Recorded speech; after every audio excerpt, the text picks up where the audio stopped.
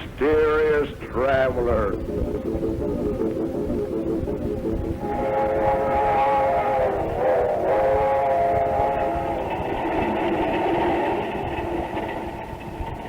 This is the mysterious traveler, inviting you to join me on another journey into the realm of the strange and the terrifying.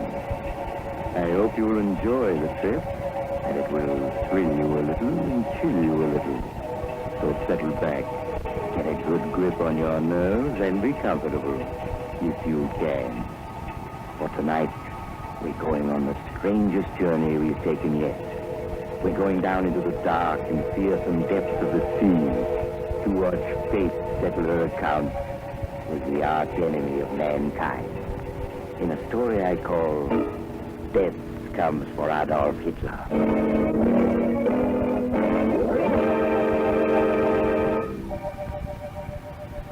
My story begins in the radio room of the American destroyer Spindrift, on patrol duty somewhere in the Atlantic. It is late at night. Chief radio man Mike Williams, headphones over his ears, is checking on the dozens of messages whispering through the ether. Beside Mike, his relief man Joe Norman is sitting back with his feet up, working a crossword puzzle and mournfully humming to himself. I shall never go home. All the time I want to go to bed. A little quiet. Joe, cut it. Huh? What is it, Mike? Cut it, Joe, cut it. I'm getting something. You can just barely hear it. Something for us, Joe? Shh, wait. I'm getting it stronger now. There, it's clearer. Holy cow. Yeah, what is it? It's a German sub. On the bottom and calling for help. Ain't that something? Shall I notify the skipper? No, nothing we can do. Must be hundreds of miles away. Get a pencil on, put on those headphones. We'll take down the message, whatever it is. Okay, I got a pencil here. I got the phones on, but... Hey, you kidding me? I can't hear a thing. Of course I'm not kidding. I tell you, I had it just now, then it faded out. Wait a minute. It's coming back in again. Hello? This is Oberleutnant Reiner, the undersea boat Wolf. Listen to me. Anybody who may be picking up this message, please listen to me. There's nothing anybody can do to help us, but please listen anyway. Makes it easier if I can talk. Easier to face what is coming. Because we are doomed. We know it. Only yesterday afternoon, as we were cruising on the surface, recharging our batteries, we thought our mission was as good as accomplished. I was up on the conning tower with Captain Metz. With us was our passenger, our very special passenger who called himself Herr Schmidt. Of course, that was not his name, and we all know who he was. A beautiful day, Herr Captain. Particularly gratifying after our long submersion. Yes, Your Excellency. Pardon me, Herr Schmidt. But we could take no chances on surfacing until we were safely past the area of Allied patrols. Of course not, Captain Metz. You must not take the slightest risk, as long as I am aboard. I am aware of that. Do not worry. You will reach your destination safely.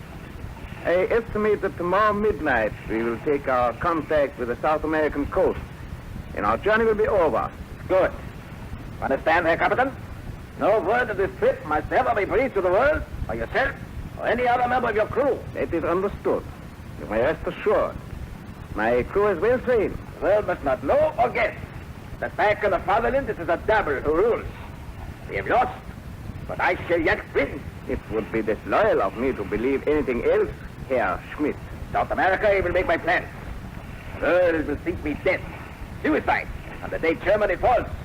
But instead, I will be safely hidden, so I can direct our rebirth. Quite so. Our enemies will yet feel the might of my vengeance. I will return to lead my people to victory, however long it may take. Of course, Herr Schmidt. Lifeboat, 3 points off the starboard bow. Lifeboat, 3 points to starboard. Pitching and tossing on the waves ahead of us was a lifeboat. It was crowded with gaunt-faced, bearded men who watched us pull alongside with hostile eyes. A dozen yards from them, Captain Metz ordered the engine stop, and And then as our passenger looked on, his cloak pulled up to conceal his face, Captain Metz questioned the men in the lifeboat. You're in the lifeboat. Who is in charge? I am, blast your eyes. What is your name? What ship? What cargo did you carry? What port were you cleared for? Captain Peter Jensen of the Mountains. Now at your service. We were a relief ship carrying food and medical supplies to Greece when one of your murdering undersea dogs torpedoed us. That is all, Captain Jansen. You may pull away now. The nearest land is 300 miles due west of you. I will pull away. Pull, men. Let's get where we can breathe air not contaminated by this scum. And then, just as the lifeboat started to pull away, the wind unexpectedly whipped aside the cloak that our passenger was using to conceal his face. And in the lifeboat, Captain Peter Jensen, a burly giant of a man, recognized him. Men, stop! Stop! You see that slinking rat in the ship of a man trying to hide his face? You know who that is? Take a good look at him so you can tell your children you've seen the murderer of mankind himself. The arch-devil who really gave the orders that sent our comrades to the bottom. I fear you have been recognized, Herr Schmidt. Stop them! Turn your guns on them! Destroy their boat, Herr Commandant! Kogan must leave the report, having seen me! Very well, Herr Schmidt. Forward gun, prepare to fire. Forward gun, ready to fire. Give them 2 rounds. Forward gun, fire. Forward gun, fire! You filthy murdering dogs! So you're going to murder us too! You there on the bridge, listen to me! Every one of us will be waiting for you when your time comes! All of us, big you hounds and jackals and murderers, we'll be waiting for you, every one of us! We'll be waiting for you, and someday we'll get you! Remember that! Someday we'll get you! Fire!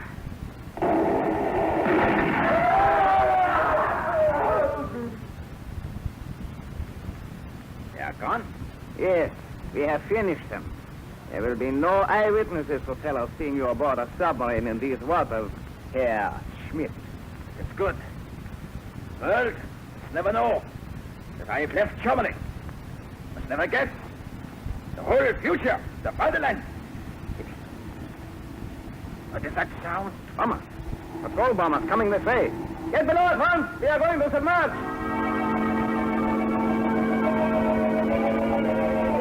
We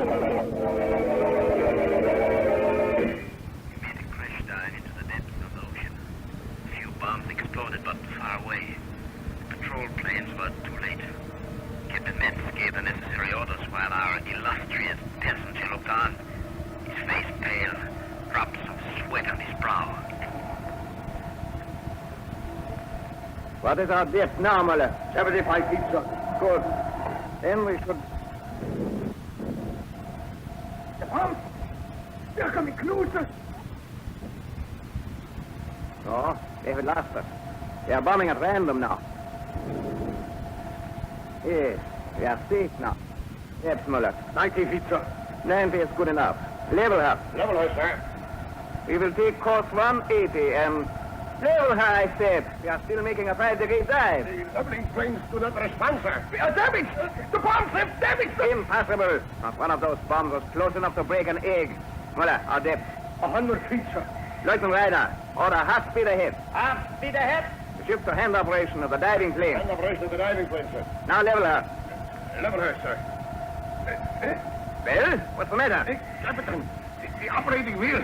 It will not turn. Not turn? The diving planes must be jammed, sir.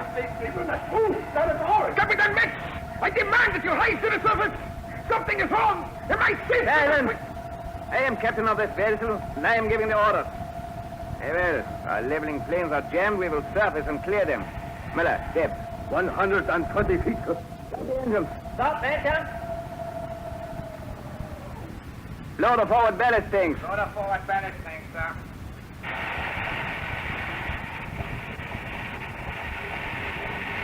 Now our bow is coming up. We are leveling off, sir. Hold as she is. sir. Muller, Job. how fast are we going up? We are not rising at all, sir. Not rising. With the motors off, we must be. We should be.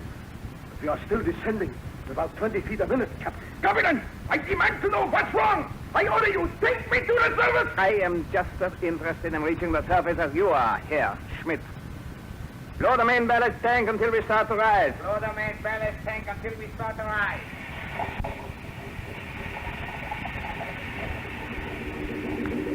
For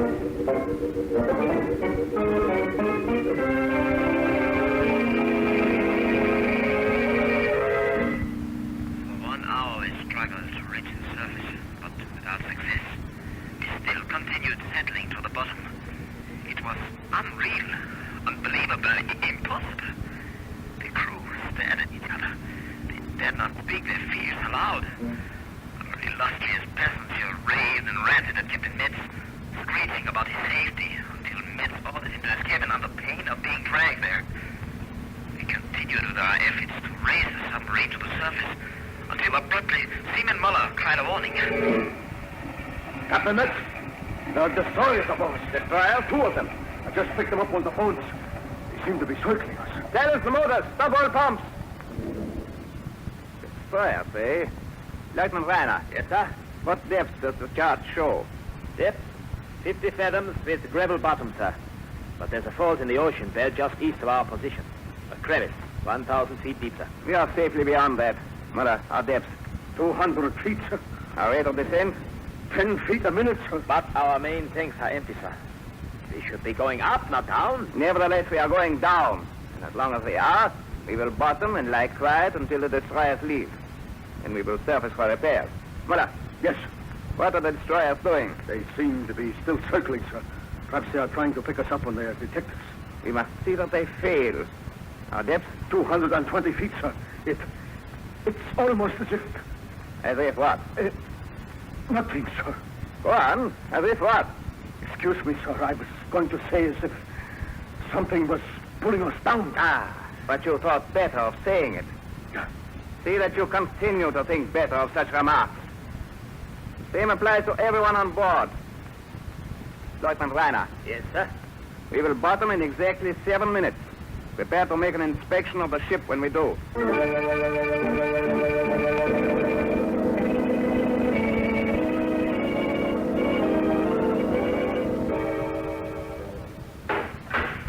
Well, Lieutenant Reiner, I have finished the inspection, sir. and your report? Everything is in perfect order, sir. There are no leaks. The batteries are fully charged. All motors in working order. All pumps operating. Then obviously there's no reason why, when we choose to surface, we should not do so. No, sir. Muller, what about the bloodhounds who are trying to sniff us out on the surface? Those destroyers. I have heard no propeller sound for 20 minutes, sir. Then we will surface. Load the auxiliary tank. Load the auxiliary tank, sir.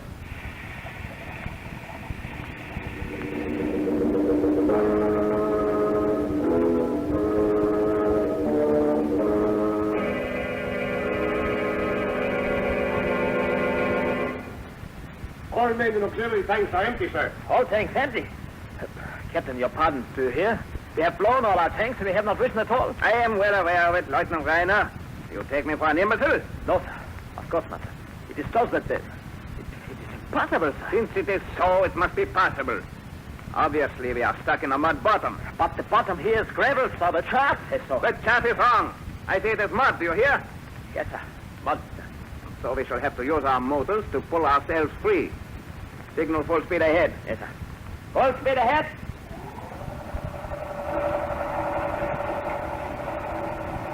They are not moving, sir. Now what is it? Why have the fools cut the motors? Excuse me, sir. Engine room reporting. Yes. What is it? Well, what have the idiots to say for themselves? They say the propeller is fouled. Fouled? How could it be fouled? It is impossible for it to become fouled on this bottom. Yes, sir. They say it is not entirely fouled. It will turn, but only very slowly. As if... As if what? Well, sir, they say it turns as if something were holding it, trying to keep it from revolving. The fools. When we get back to our base, I shall court-martial every man aboard. Perhaps the propeller is tangled with some seaweed. That is all. In that case, we may be able to reverse and free it. Full speed astern. Full speed astern!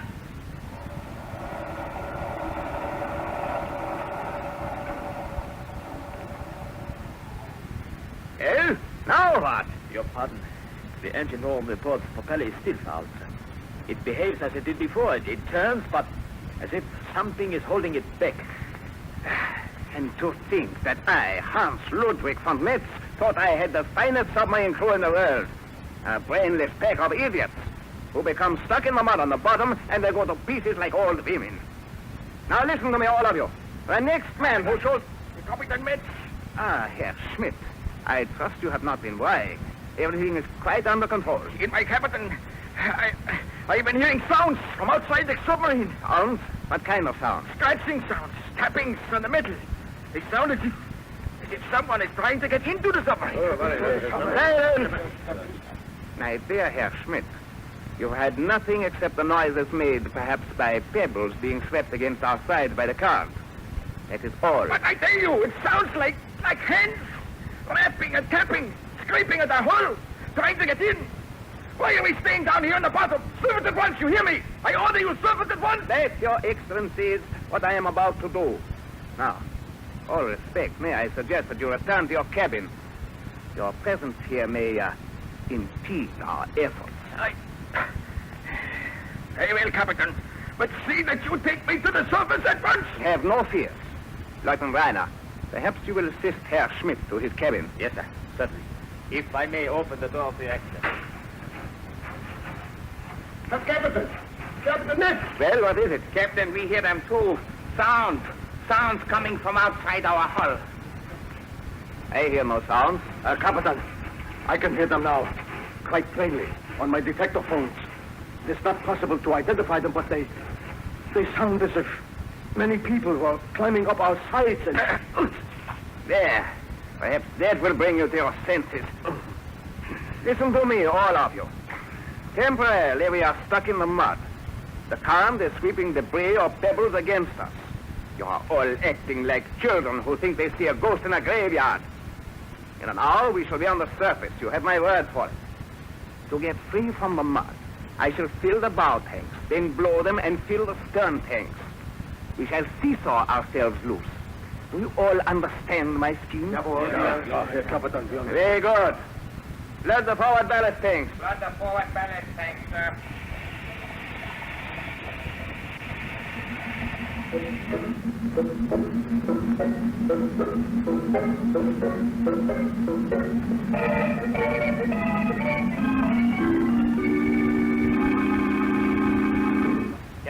Captain Metz. Yes, Lieutenant Rainer? The main pumps are again operating, sir. The failure was caused by Hans Jäger. Jäger? How? He went crazy, committed suicide by grabbing the poles of the main switch.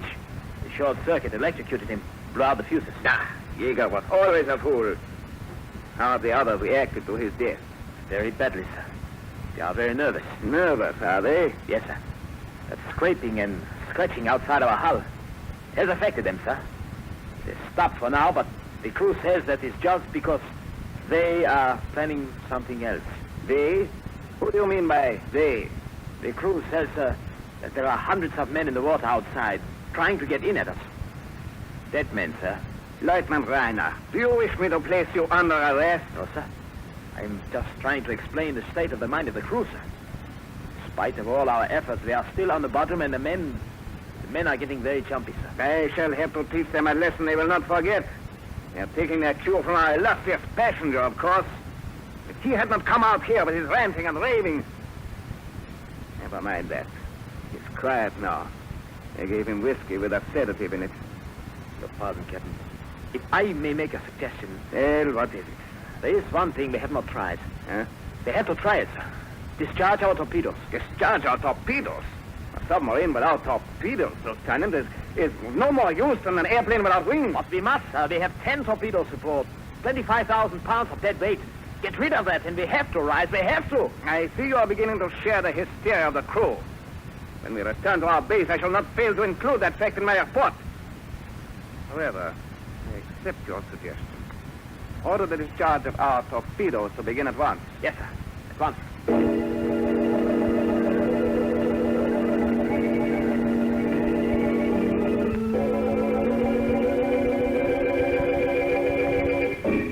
began discharging our torpedoes. 2, 3, 4. Then the submarine moved.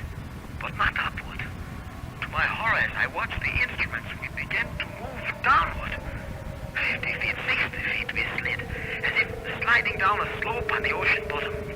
After we had fired 6 torpedoes, we were actually 100 feet deeper than we had been. Then the firing stopped. I went forward to find out what was wrong. It's no use, I tell you, it's no use. We are going down, Adolf. Down. Yeah, what? What's going on here? Your man mumbling about. Why have you not discharged the rest of the torpedoes? You know what is going on here, Herr Lieutenant. We have fired 6 torpedoes to lighten ship, and what has happened? We are sinking deeper. He is right. Yes, we are going deeper. Our planes will not stand it. We shall be crushed, drowned like rats in a trap. Right! They're not going deeper. They have come to a stop already. Even if we should slide a little further, we still have a margin of safety of at least 100 feet. The very fact we have moved proves we are breaking free from the mud. No, it is not true. We are not stuck in the mud. We are not. Ratman! No more of that. No more of that. Why should I? Be quiet. We all know we are not in any much. We all know our tanks are empty, and we should have been on the surface long ago. We all know why our propellers will not turn, and we all know why we cannot rise, too. Ratman! Because we are being held down. We are being held down by 1,000 dead men who are crawling all over us, scratching at our plates, trying to get in. They have come from all over the 7 seas just to hold us down, just to see we do not get away. Listen to them. Listen. You can hear them now. Listen. Ah, what nonsense. Ratman, come to your senses. It's only our planes groaning under pressure. That is not true. You know better. We all know better. Who dragged us down here to the bottom? Whose hands are keeping our propellers from turning? Whose bodies jammed our diving planes? Whose weight is keeping us on the bottom? The deck. Ratman, I order you to be quiet. It is too late for orders. There is only one way we can escape. That is to give the ones outside the man they want. They want our passenger, the one who calls himself Herr Schmidt. We all know who he is, and so do they. And they have come to get him. Ratman, you are under arrest. Listen, all of you. Let us get this Herr Schmidt with his funny mustache. Put him in a torpedo tube and send him out to the deck, outside. Let them have him. Then they will let us go free. It is our only hope. Hey! Ratman, Captain Metz. I heard your interesting little speech just now. And this is my answer. Does anyone else want the same medicine to bring him to his senses? Enter your stations. Lieutenant Reiner, continue to discharge our torpedoes.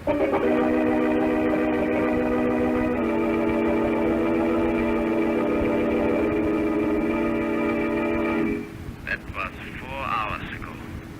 We have discharged all our torpedoes, and we are still on the bottom. Every few minutes we slip a little closer to the 1,000-foot chasm in the seabed. Very soon, inevitably, we will slip over the edge, right into it. The whole submarine is filled with a great rustling and scratching, as though thousands of hands were clawing at it, tugging at it, pulling it toward that chasm. The crew truly believes that we are being slowly but surely dragged toward it by the dead. By the thousands of dead who have gathered outside, drawn here by their hatred for our passengers. A hatred which is so great even death cannot quench it. I don't know. Perhaps they are right. Certainly our passenger believes it himself. He's in the next cabin. Captain Metz has locked him in. Perhaps if I hold this microphone into which I'm speaking close to the bulkhead, you can hear him. Governor Metz! Do something! I order you to do something! They're outside! They're throwing at the fires to get at me! Captain, I order you to save me!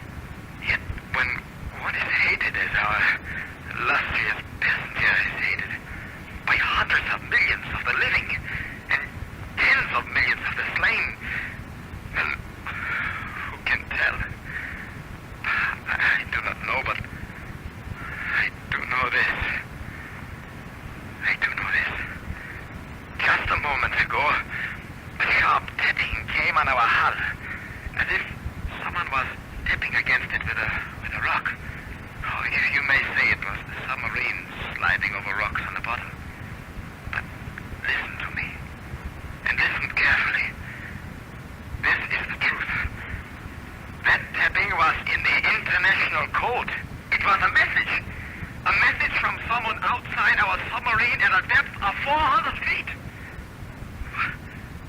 What does it say? I will... another lurch. Now we are sinking fast. In a moment, our hull will cave in like an eggshell. But first, I must tell you the message. I do not ask you to believe me, but the message was this. We are waiting for you, Adolf Hitler. We are waiting...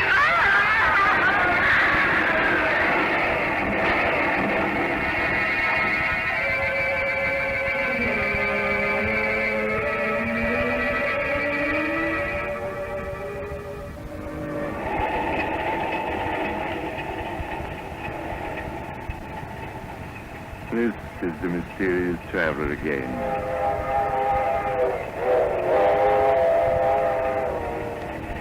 Is that the true story of the death of the world's archenemy, Adolf Hitler? I do not know, so I cannot tell you. The man who told it to me, perhaps he was joking. Who can say? You must make up your own mind. But it is interesting to think about. Yes, very interesting. It reminds me of another strange story I heard recently. Oh, you're getting off at the next stop. I'm sorry. But perhaps we'll meet again soon. I take this same train every week at this time.